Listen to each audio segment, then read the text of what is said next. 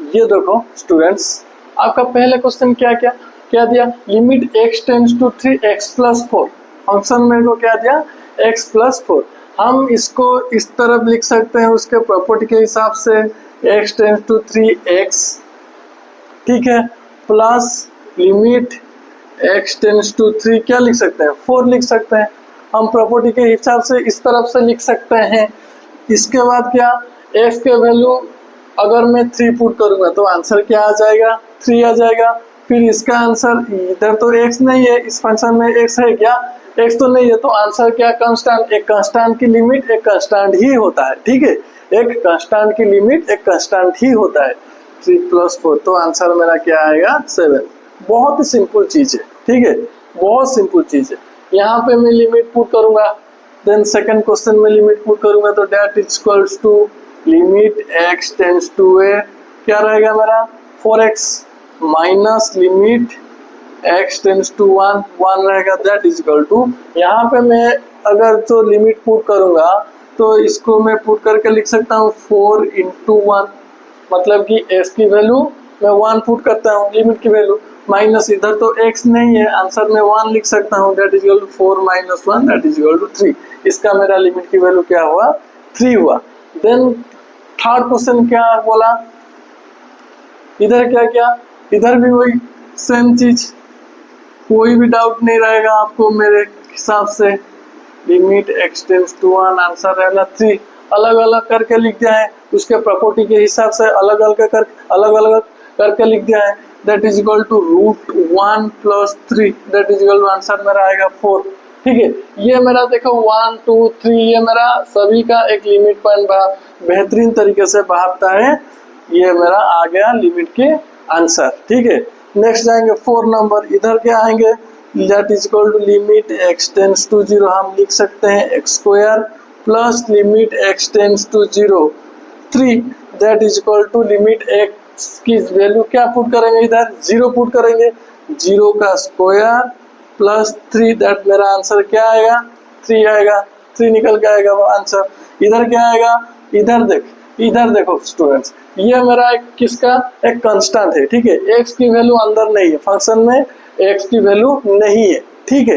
ये मेरा answer direct answer आएगा 7, क्योंकि ये मेरा कांस्टेंट है, ठीक है ना। कांस्टेंट की एक लिमिट की कांस्टेंट की वैल्यू एक कांस्टेंट ही होता है, ठीक है। तो इधर क्या आएगा, लिमिट, देखो ये मेरा एक वैल्यू निकलता है, ठीक है। मैंने अगर लिमिट की वैल्यू अगर पुट किया तो ये मेरा एक वैल्यू निकलता है। इधर देखो, मैं अगर इसको लिमिट पुट करूंगा, 1 पुट करूंगा, ये मेरा क्या आ जाएगा, 1 - 1 cube divided by 1 - 1 whole cube, that is equal to, किस फॉर्म में आ रहा है मेरा, 0/0 फॉर्म में आ रहा है कि नहीं। मैंने आप इस प्रीवियस क्लास में बोला था, अगर 0/0 फॉर्म में आएगा तो इसका वैल्यू हम नहीं पुट कर सकते हैं, ठीक है, इसका वैल्यू हम डायरेक्ट नहीं पुट कर सकते, इसको सॉल्व करेंगे देन इसके बाद पुट करेंगे, ठीक है ना, ठीक है। मैंने बोला कि ये वैल्यू x की वैल्यू हम जब इधर 1 1 पुट करेंगे, ये मेरा किस फॉर्म में आ गया, 0/0 फॉर्म। ये सभी में देखो हमारा 0/0 फॉर्म नहीं आ रहा है, ये सभी में देखो आपका हमारा अनडिटरमिनेट फॉर्म नहीं आ रहा है, ठीक है। ये पे वैल्यू निकल के आ रहा है 7, यहाँ पे वैल्यू एक निकल के आ रहा है 3, यहाँ पे वैल्यू एक निकल के आ रहा है 4, यहाँ पे वैल्यू एक निकल के आ रहा है 3, यहाँ पे वैल्यू एक निकल के आ रहा है 7। लेकिन इधर मैं जब वैल्यू पुट करता हूँ तो ये मेरा 0/0 फॉर्म में आ रहा है, ठीक है ना। ये मेरा 0/0 फॉर्म में, तुम आंसर 0 नहीं लिख सकते, ठीक है। इधर मैं क्या करेगा, मैं इसको मैं सॉल्व करूंगा, ठीक है।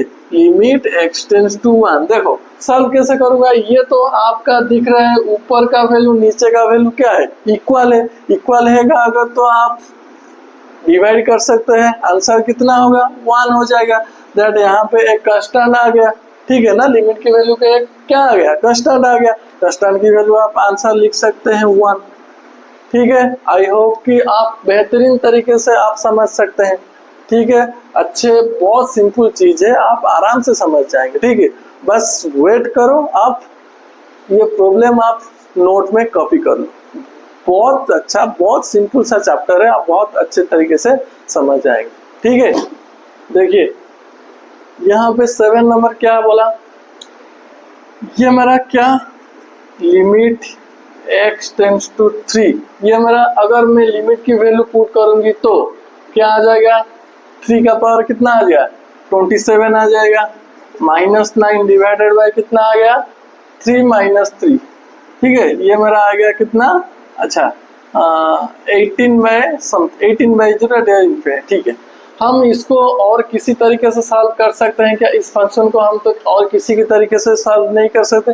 इधर मेरा अगर q होगा 3 का q होता तो हम इसको सॉल्व कर सकते थे, लेकिन ये मेरा 9, ये तुम्हारा क्वेश्चन में 9 दिया है, ठीक है, हम इसको और किसी भी तरह सॉल्व नहीं कर सकते, ठीक है।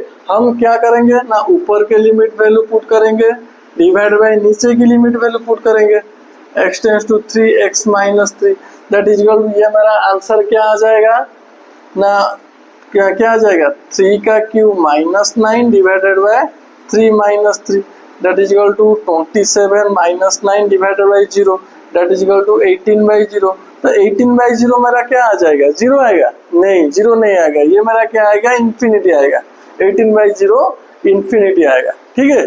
18/0 क्या आ गया मेरा आंसर इन्फिनिटी। 1/0 का आंसर आप जानते हैं इन्फिनिटी होता है, 1/0 एक अनडिटरमिनेट फॉर्म नहीं है, 0/0 एक अनडिटरमिनेट फॉर्म, 1/0 एक वैल्यू कितना आएगा इन्फिनिटी ही आएगा, ठीक है।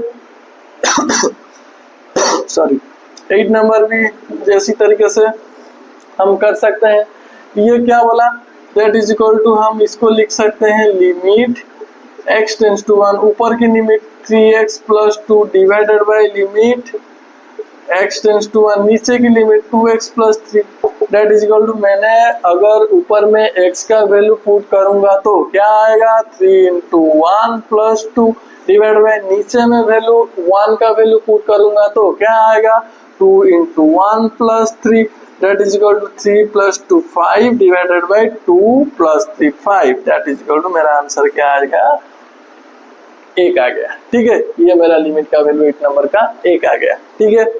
देन नेक्स्ट क्वेश्चन में जाएंगे, ये मेरा क्या आएगा limit x tends to 0 mod of x, ये वैल्यू मेरा बोला क्या बोले mod of x, mod of 0 का वैल्यू आप डायरेक्ट पुट कर सकते हैं, ये मेरा आंसर क्या आ जाएगा 0, क्योंकि ये मेरा अनडिटरमिनेट फॉर्म नहीं है, 0 का वैल्यू आप जानते हो 0 ही होता है, ठीक है, ये मेरा अनडिटरमिनेट फॉर्म में नहीं है। देन 10 नंबर आपको क्या बोला दैट इज इक्वल्स टू, आप लिख सकते हैं limit x tends to 2 mod of x plus limit x tends to 2 that 3, तो मॉड x 2 का वैल्यू अगर पुट करेंगे तो ये ऐसे आ जाएगा, एक कांस्टेंट की वैल्यू आप जानते हैं एक कांस्टेंट ही होता है, ये मेरा x टेंड्स टू 2 दिया है ना, यहाँ पे तो मेरा x की वैल्यू नहीं है, ये मेरा कांस्टेंट है, कांस्टेंट की वैल्यू कांस्टेंट ही होता है, ठीक है। That is equal to, answer मेरा क्या आ जाएगा 2 + 3 that is equal to 5। I hope कि ये सब प्रॉब्लम 7A की प्रॉब्लम आप सभी अच्छे तरीके से समझ गए होंगे, ठीक है। हम नेक्स्ट क्लास में आप नोट कर दीजिए, हम नेक्स्ट क्लास में हम 7B के प्रॉब्लम करेंगे, ठीक है। अब 7B में क्या क्या आ गया ना, बेसिकली 0/0 फॉर्म में आएगा क्वेश्चन, ठीक है। ये मेरा तो आंसर निकल गया है, ये मेरा तो आंसर निकल सकता है, लेकिन 14B के क्वेश्चन के अंदर आपको ज्यादा से ज्यादा क्वेश्चन 0/0 फॉर्म में आएगा, ठीक है। हम उधर क्या सब कर सकते हैं, हम नेक्स्ट क्लास में बीट बाय बीट क्वेश्चन हम सब करेंगे, ठीक है।